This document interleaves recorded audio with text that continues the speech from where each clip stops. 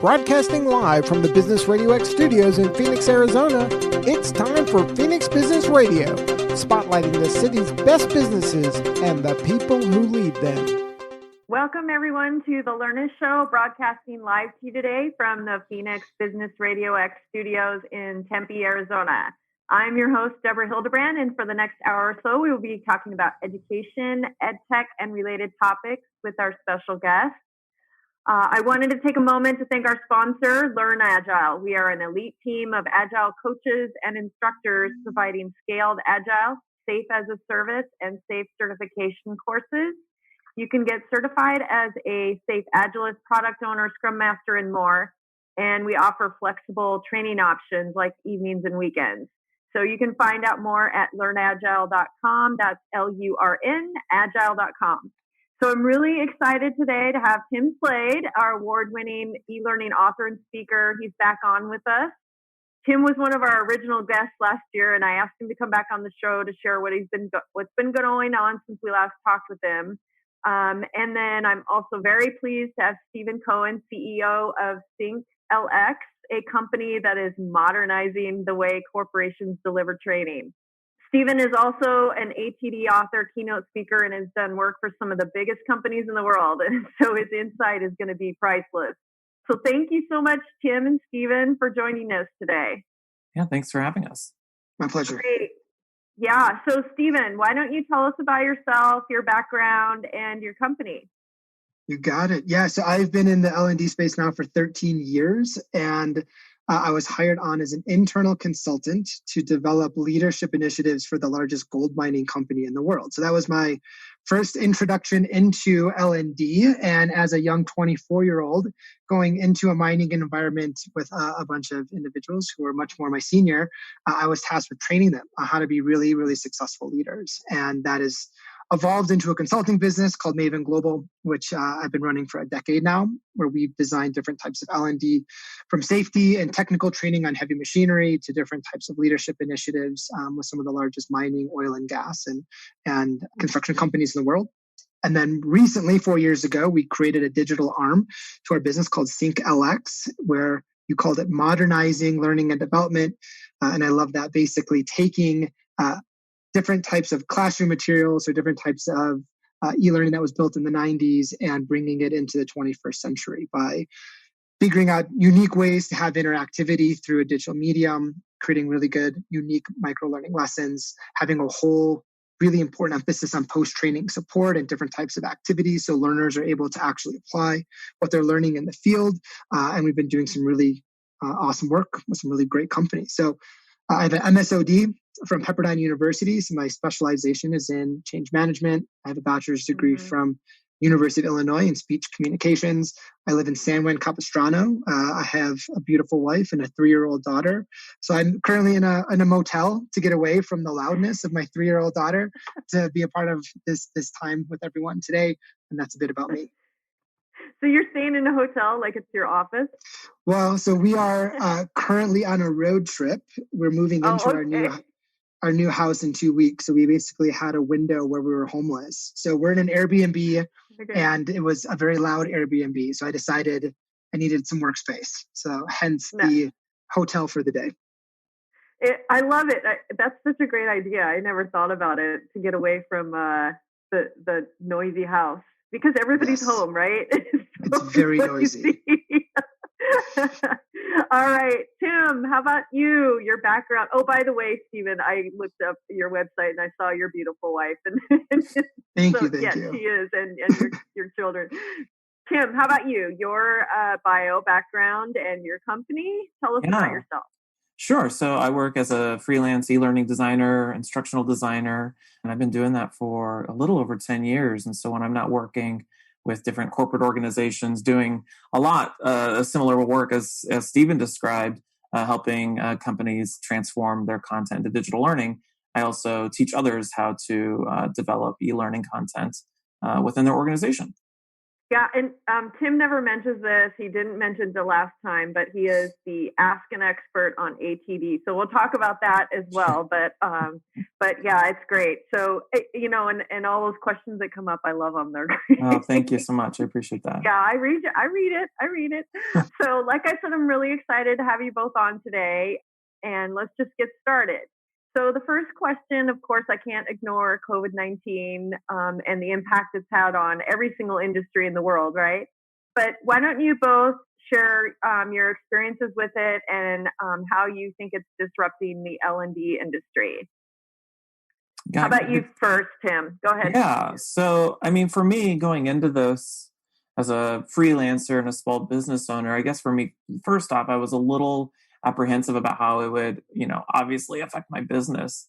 And it's been interesting that it's been, my businesses, I've never been busier. I've had so many different organizations, and so many of my different clients are, of course, forced to take what they were doing in person and convert it into, some sort of digital delivery, whether it's virtual facilitation or self-paced e-learning.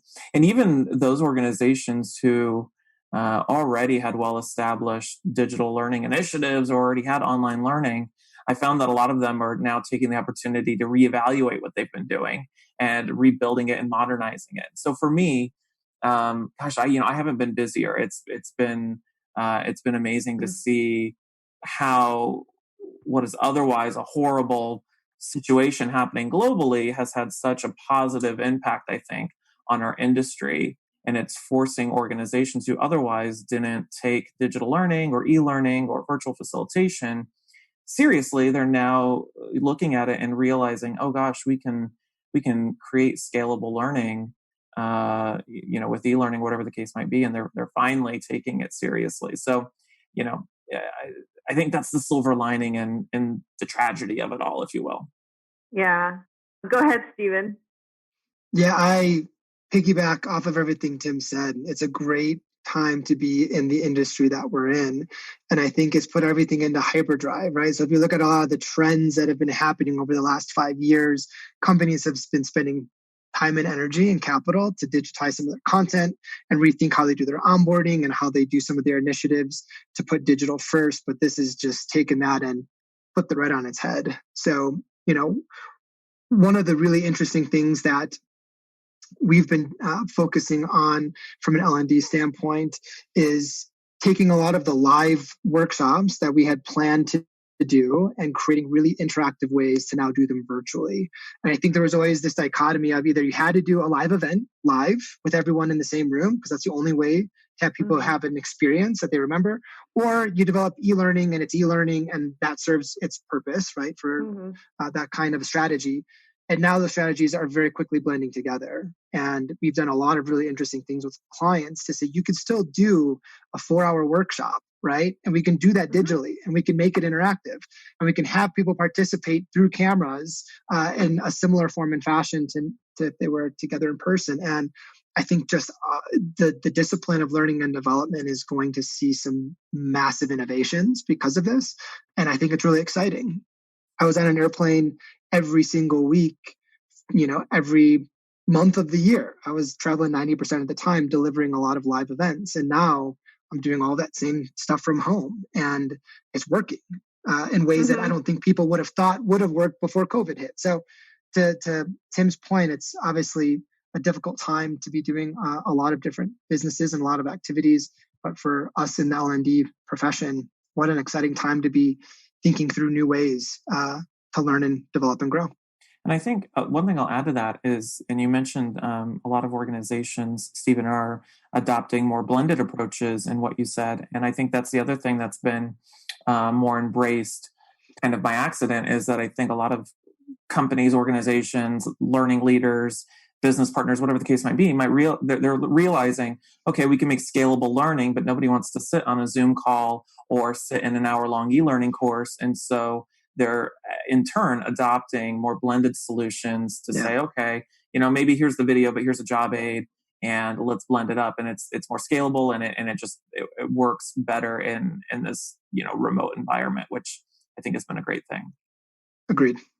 Yeah, when it first hit, so I work for a lot of universities. I teach for a couple of universities as well, and I had to actually mentor a lot of the faculty because they've never even heard of Zoom. I mean, they've never been on Zoom, and all of a sudden they've always been live instructors, and all of a sudden they had to be on Zoom doing these classes, and it was painful. But I'm actually glad because all these tools that I've been using for years are all of a sudden becoming mainstream. So it's great. And for me, who I've always done everything virtual, it brings more business my way as well because people are more willing to do the virtual stuff now. So it's great. So what are some good tools that you guys have found, like collaboration? So I use Mural in my company for collaboration and whiteboard training for the live training. Can you guys think of any others that have been useful during this time? I mean, one thing I've been using a lot recently is so I facilitate different virtual classes through ATD and even on my own classes. And one of the things I've started utilizing is simple video sharing tools. So in one of my classes, I teach folks how to use Articulate Storyline to develop e-learning content. And I'll give people some inter-session work or offline work. And one of the ways I've been responding, giving people feedback on what they're doing is I'll record a quick video on my computer using Snagit or Peak, which is a tool by Articulate, and you can upload it real quickly to a sharing service. Snagit, I think it's called Video Review, and you can send them a link, and they can watch it and comment, and you can have an offline conversation. And I've just found that to be a really simple way to provide feedback or collaborate in a way, using my voice or my video rather than writing out long emails. So I've really enjoyed that. Yeah, there's two things we've been doing that have been working well is if we're going to have an interactive training session or a webinar where there's groups of people coming together, we'll create just a Google Share doc with a bunch of questions. And that way in real time, people can be talking about, hey, this is what I'm taking away, or this is my question. And you can see in real time, this growing list of insights. And that's been working well. And then the other thing we've been doing is we've been sending people care package is probably the wrong word to say, but material packages with the different types of items that are going to be used in the event, right? So like I'm doing a train the trainer for a client on Thursday, and I sent everybody out all the items, a deck of cards and some spaghetti and all these things that they're going to need to do. So they got the package, they have everything they need. And then when we get on the call, I know they're going to, have gotten all of their materials and we could do all the exercises and activities. And they're geeked about it, right? That they got this package in the mail that is going to be used. They don't know what the stuff's going to be used for. So it's created this little, moment of suspense. And that's been working well too. That's an awesome idea. I love that. I would love to get a package for a class. That's awesome. Because, you're like, right now, we're just doing digital workbooks and things, they don't get the printed workbooks anymore or anything like that, which, saves me on cost. But yeah, that's great. I love it. That's a great idea. Okay.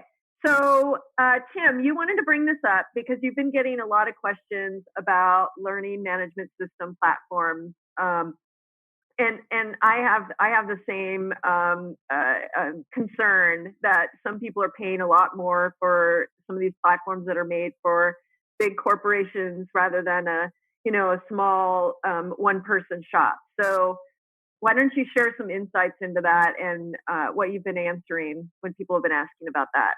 Yeah, over the last, I want to say 6 to 9 months or so, I've seen a growing number of people reaching out to me who are small business owners and they're experts in a thing, and they've been wanting to create their own online courses or create resources or educational materials regarding their thing. And I mean, everything from prepping for becoming a lawyer and the testing that goes into that to tennis for seniors. Like there's all sorts of people out there with all sorts of interests, and they're wanting to create these online courses. And I was consulting with a few of these different folks. And one of the things I've noticed as a common trend is they're thinking of trying to figure out how to host their content so that they can sell it and deliver it to whoever might buy their online course. A lot of them are stumbling across these enterprise grade platforms that are designed to deliver learning to hundreds or thousands of learners. And it costs, depending on the system, $250,000 a year to have these huge LMS platforms, which is clearly not, reasonable for most people.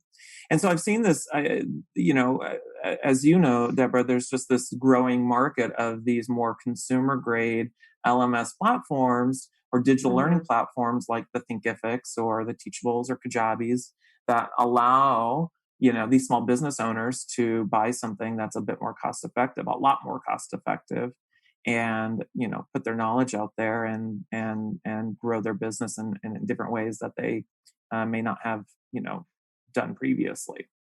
So say those platforms again, so that we can hear specifically what they are. I mean, the big three that I've stumbled across, Thinkific is one, and Teachable, which I think are very comparable in terms of the feature set. And then there's Kajabi, which is a more all-in-one platform where you can have a website and a blog and offer an online store. Those are the big three. I'm sure there's countless others that have been popping up. It's been a huge market that's been growing over the last year or so.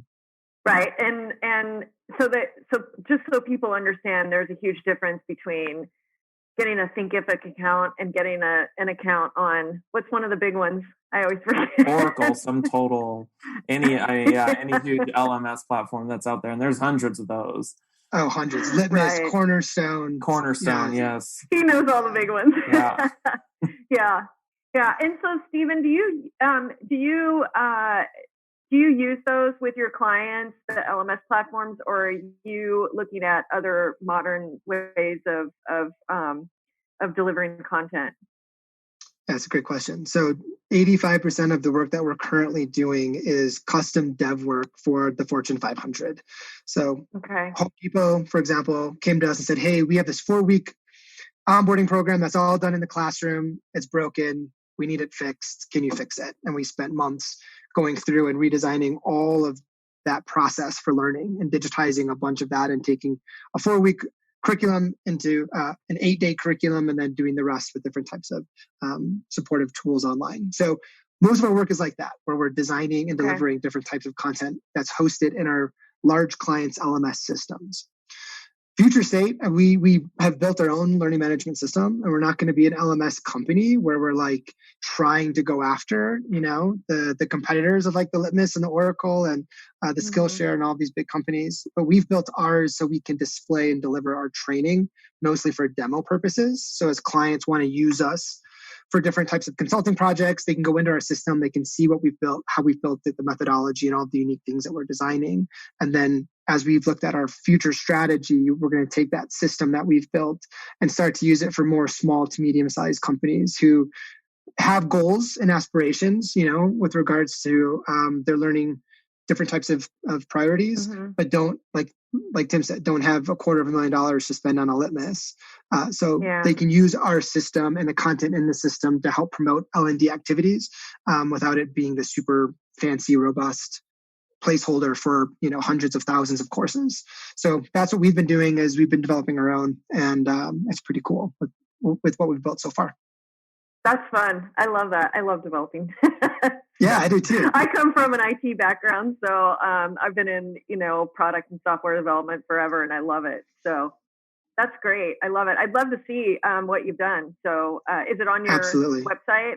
Okay. Absolutely. Yeah, I'll take a look at it. One of the things I'm a proponent of is using L&D to bring in talent. And I was reading some of the stuff about your company. And so can you explain what this means and how companies can gain a competitive advantage with L&D? That's an amazing question. So the research from Harvard Business Review and Gallup and Deloitte last year, as they've looked specifically at the emerging generations, have all found that the number one most important factor that emerging generations are looking for in considering a new place to work is training, learning and development, and skills growth. The reason being, right, like people are living longer and people are going to be working into their 80s, potentially 90s, 100s as technology advances. And individuals who are coming into an organization know that they have to be building up their skill sets. They want to be adaptive. They want to work in different areas, and they're looking at learning they've never looked at it before. So as companies are starting to consider, hey, how do I recruit and how do I retain and how do I engage with my with my audience, my employees, L&D is sort of started to get into the spotlight. Skills development has never been more important because they're constantly evolving. Technology is constantly evolving. Strategies are constantly evolving. We have a podcast called The Future of Learning and Development, and we've been interviewing CLOs from Visa and Chase and Bank of America and PwC and these huge companies. And they all said L&D has really never been at the table like it's been recently, because business strategies are having to evolve so quickly now. And anytime the business strategy evolves, you need really good learning to align with that strategy. So the people who are having to adapt have the tools and knowledge and resources to work accordingly. So, I think as you look at companies who are always in the top places to work, their focus on personal growth and development and training and giving their employees what they need to be successful is always far more invested in and above and beyond than some of the other companies. And I think if an organization wants to really recruit and engage next generation talent, they're going to be looking at your L&D. And if I come here, what are you going to teach me?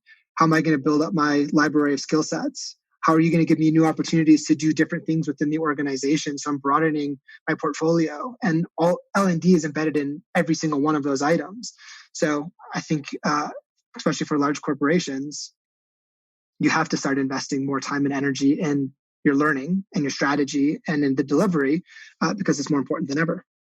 Well, I think a lot of organizations are realizing that employees are looking to how that potential company is going to help me get to what's after my time there. We're past nobody works 30 years at a company anymore and then retires. People spend 2.5, maybe 3 years at a company, and then they move on to something else. And there's nothing wrong with that. And employees are asking themselves, they're not only asking themselves, what can I offer that company, but what is that company going to offer me, and how's it going to help me get to the next step? And it's only prudent that companies embrace the fact that, people are not going to stay there for 15, 20, 30 years and, stagnate. They're going to grow and move on and keep, climbing that ladder. And so the sooner I think companies embrace that and L&D embraces that and provides skills that don't just help the company, but helps the employee, they'll find that they're going to get better people and more engagement out of their employees. Yeah. My partner, Ryan, he's done quite a bit of research, and he found that companies who have what's called the boomerang effect, where employee starts, they leave, and then they come back, those employees typically invest more money in learning and development and personal growth. And you can leave, realize the grass isn't greener, and then you come back, right? Because you had something way better than you thought, when you were there working in the first place. And it is a competitive strategy for a lot of companies now to put emphasis on their L&D activities. Yeah, that's great. That's great. I love that, the boomerang effect. I went back to my first consulting company like 3 times. I guess I was a boomerang employee. Okay, so I want to talk about something a little bit fun, Tim. You actually got to do a course with LinkedIn. So I know a lot of people out there want to get their, their courses on LinkedIn or their topics on LinkedIn. So tell us a little bit about that experience and any advice for those people out there that want to get on LinkedIn. Gosh, yeah. So I've actually done 3 courses on LinkedIn. I did my first one back in 2017, and then I did one late last year, and I just did the most recent one back in February. And I was really fortunate that I was able to go out there and knock that one out before we all went into lockdown and into quarantine. Getting into LinkedIn was an interesting experience for me. they had reached out to me probably, I want to say back in like 2014 or 2015 to do a course. I went through this whole audition process where I recorded a sample video and sent it to them.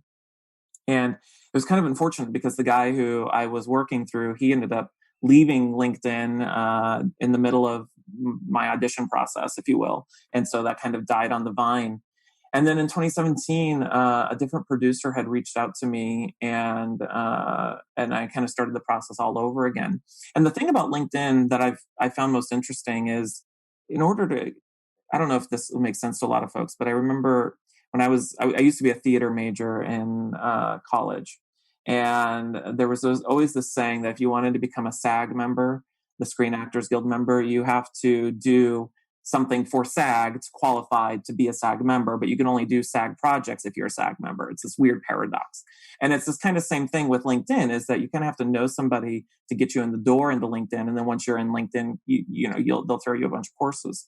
And so for me, it kind of happened by accident. But for those people who are really looking to get noticed by LinkedIn and maybe produce a course through them, the thing that I've learned, what they look for is they look for people who are already doing that in some other way. So maybe they have a YouTube channel and they're, putting their content out on YouTube, or they have a really great presence or blog online.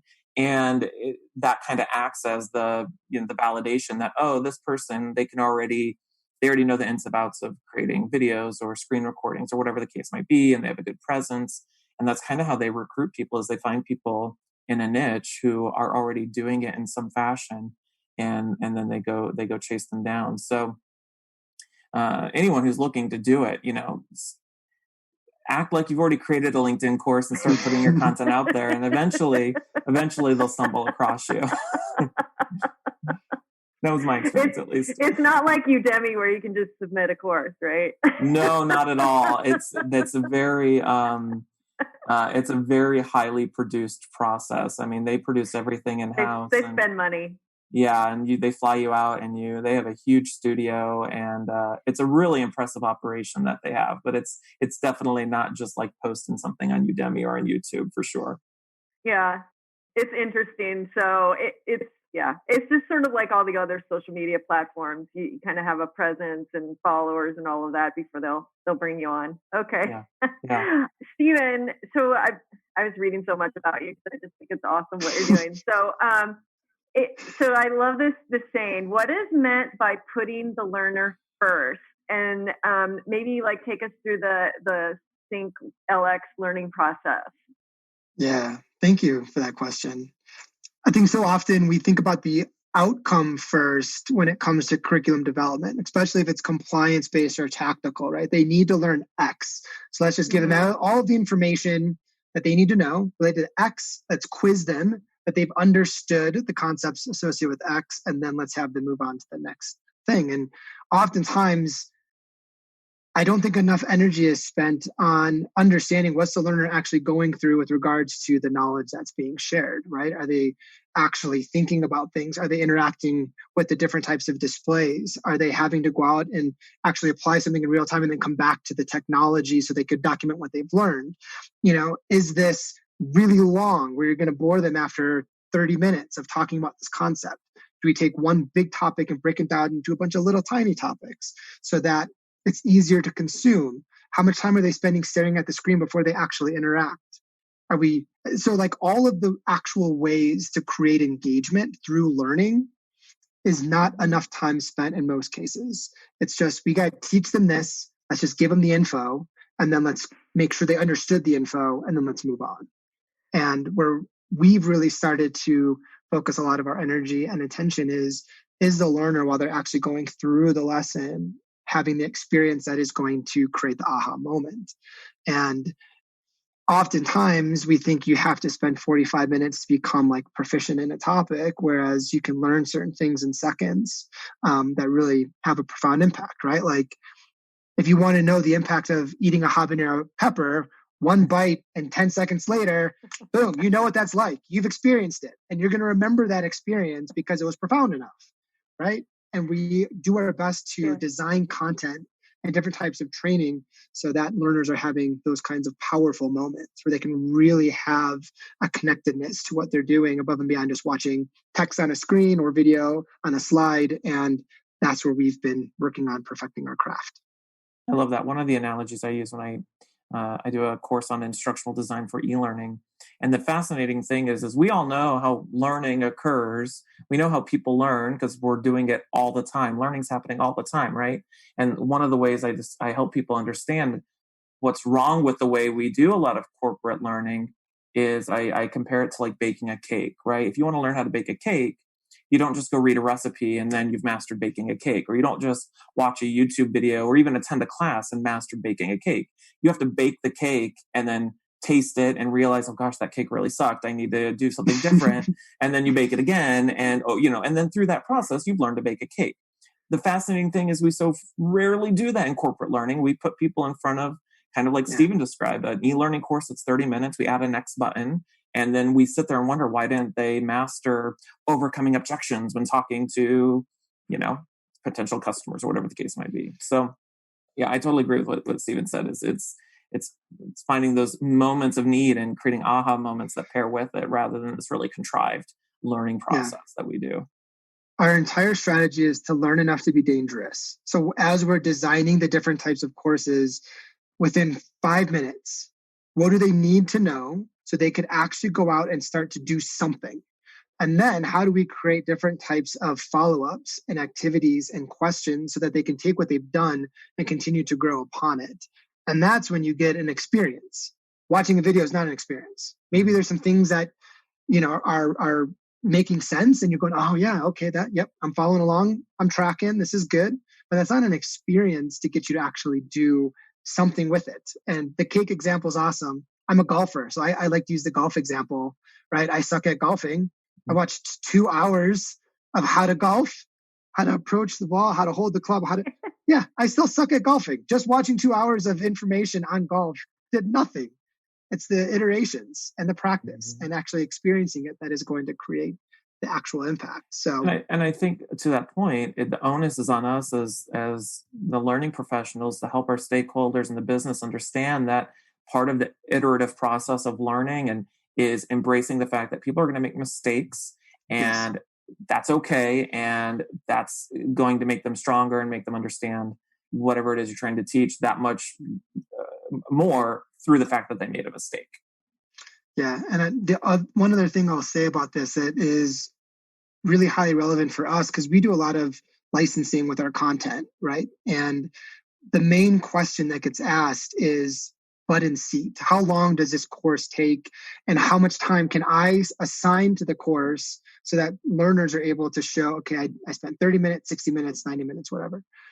And I hate that question, because the time it takes to go through a module means nothing, right? It means nothing. If you're spending 45 minutes or 10 minutes, it means nothing.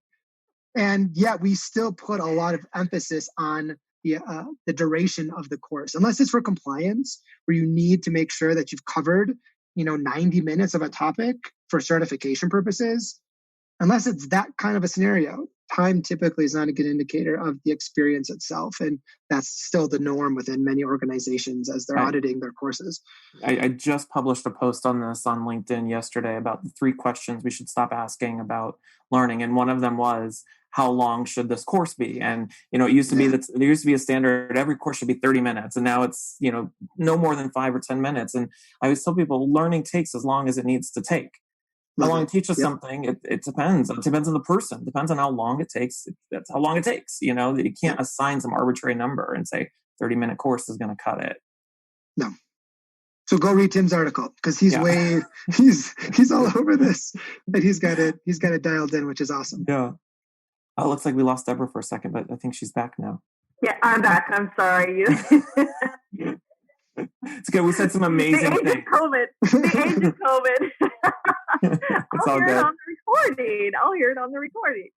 No, that was all just great. I mean, I heard most of it. I just missed the last 2 minutes.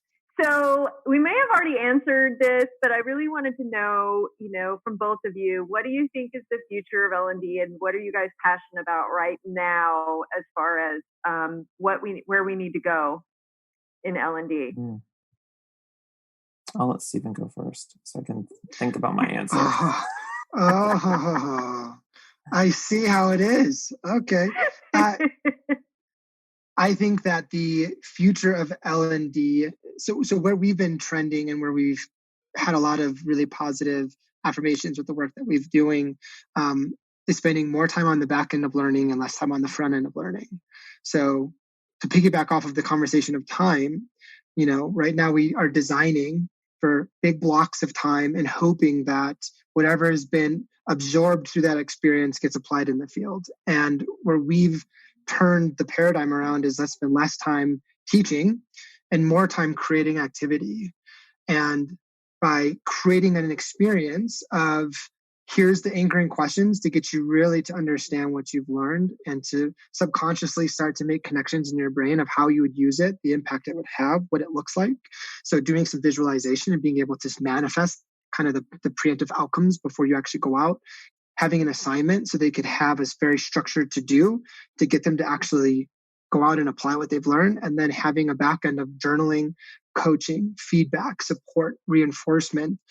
I think the focus of learning is going to be more on, getting people to do things in the field than continuing to just spend hours interacting either in a workshop or through some kind of a media with our fingers crossed that it's having the impact that it's going to have. So that's my projection. I'll piggyback on that. And maybe this is more aspirational. I don't like predictions because I remember I once went to a conference when Apple Watch was released and there was demos about how e-learning courses will be delivered on Apple Watches. And I thought that was so stupid. So I don't like predictions.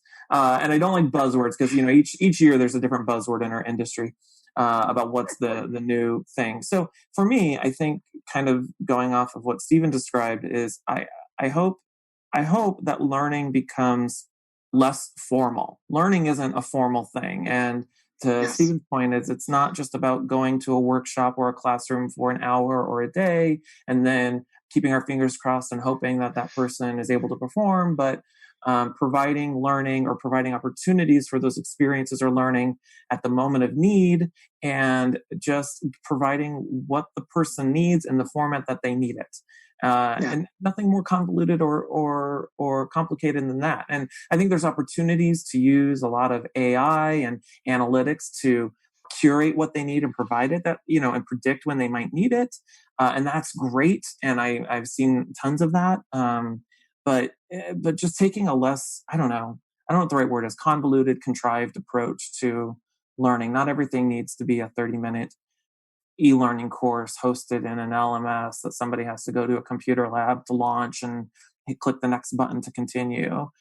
Maybe all that's needed is, it's like there's this great saying that in every fat e-learning course there's a skinny job aid waiting to break free, and maybe it's just taking a more simplistic approach to what it is that we're doing. That's so good. That's so good. Yeah. You guys just said basically the same thing. Yeah, I know. That's why we're on this radio show, because we're dialed in to what we think the future is. I also think that the future is going to be much more heavily emphasized with learning at the forefront. I think for many, many years, especially if we're looking at like 80s, 90s, early 2000s, it was checking the box. Like, can we prove that they've been trained? And the strategy is going to shift from can we prove that they've been trained to are we actually creating the right kind of learning ecosystem for everyone to have what they need when they need it? And that's a massive, massive, massive shift in perspective, culture, how we do what we do. I was on a potential client call the other day and we were talking about LXPs, right? So like these new technologies that help create different types of learning experiences. And he was saying, we have this $1 million learning management system. We have hundreds of thousands of courses. No one uses them. It's not doing what we want it to do.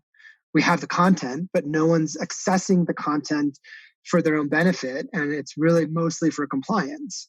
And what a waste of an opportunity to already have all of this access, and a waste of money. And I think the future will be more focused on the ecosystem and on-demand learning, like Tim said. And do we have really good short videos? Because like, I'm not going to just watch a video on how to change a tire on a car just on a Wednesday afternoon. But sure enough, when I get a flat tire, the very first thing I'm going to do is I'm going to go on YouTube and I'm going to look to see what videos there are so I could in real time know this is the steps. They broke it down. They made it easy. And that is going to be how we learn most things in organizations over the next decade, for sure. Yeah, I really love that. And both of what you guys said, I agree. And I had a guest on a few months ago, and she talked about the generation Y and Z and how they're really going to force us to change the way we teach and train. They're going to want to do and not listen. Yeah, because they're going to, they're taking in so much information from the internet and the TV and all of that constantly that they don't need us to tell them.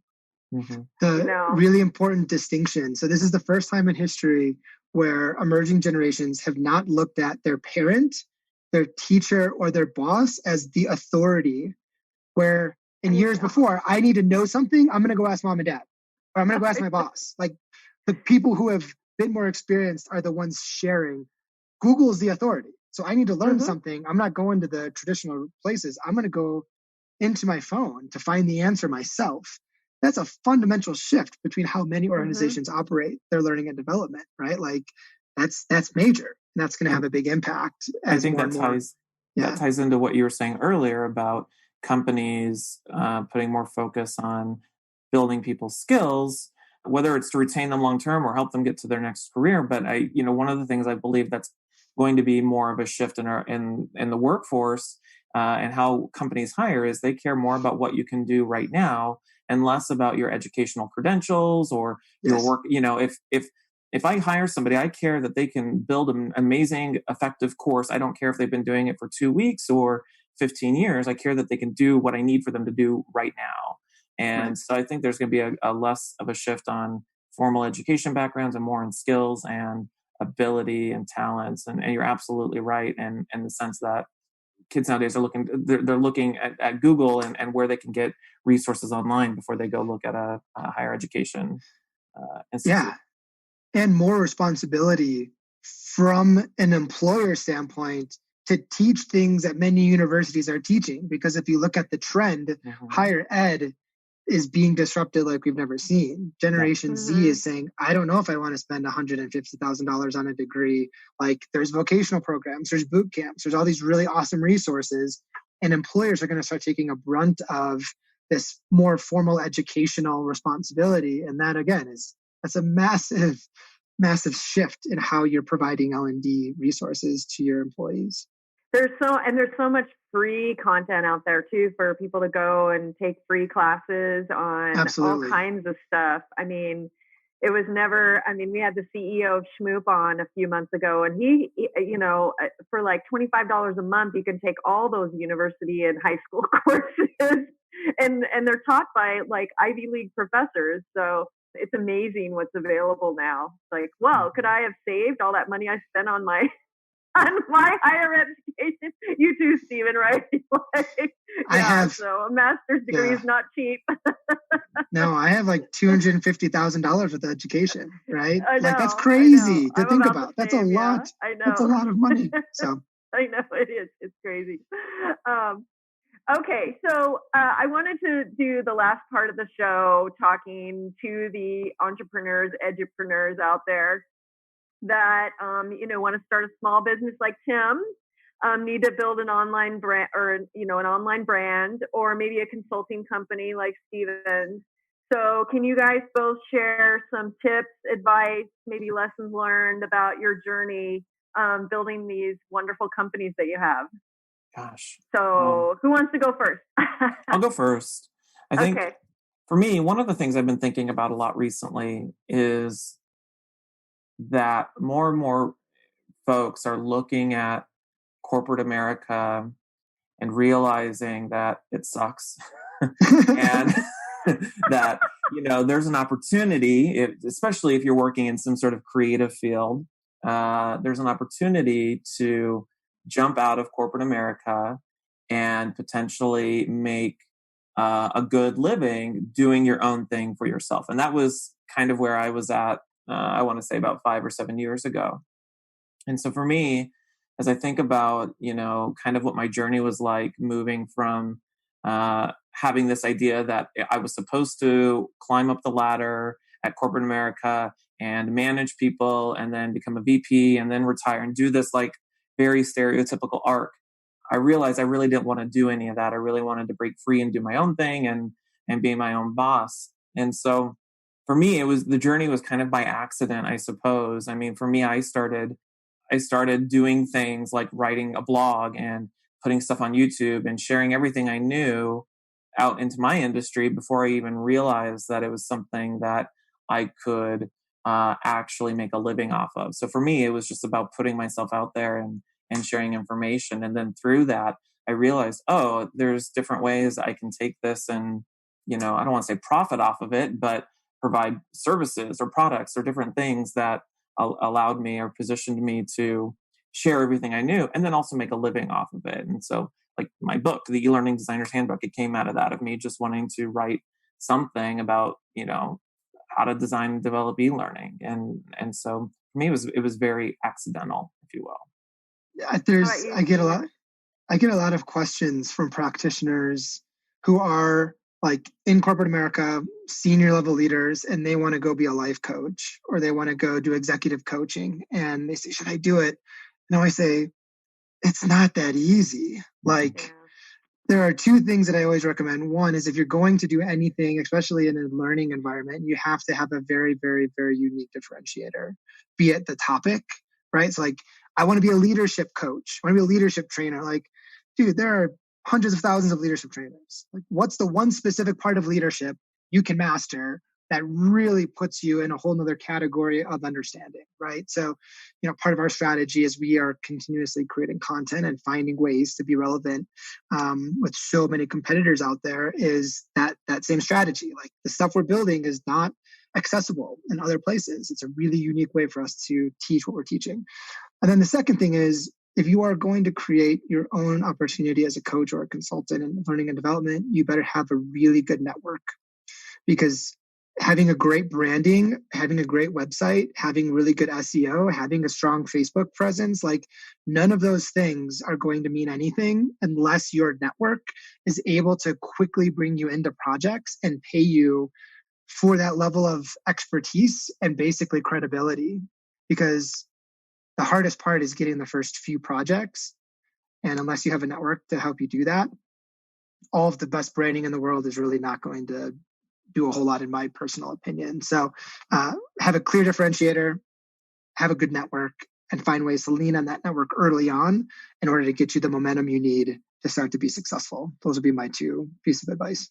I agree. Whenever people ask me, how can I make the transition into freelancing or consulting?